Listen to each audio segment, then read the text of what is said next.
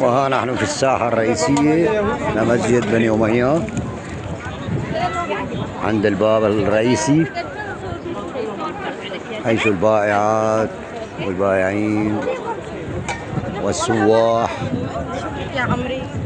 ومحلات الرسم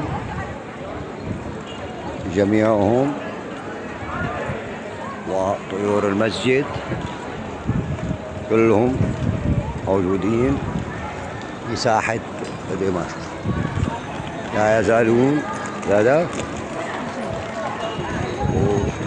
ومعنا هلا الآن احنا نتجول نلتقي معكم مع اخوكم ابو الغور. والله على راسي يا قلبي. كيف ابو الغور؟ ان شاء الله بخير. شو اخبارك؟ ان شاء الله تمام. الله يسعدك يا رب. اهلين حبيبي. شو اخبارها شو اخبارها فطوم حيسبيس؟ صورة صور عادي. فطوم حيسبيس شو اخبارها؟ والله استوي كده.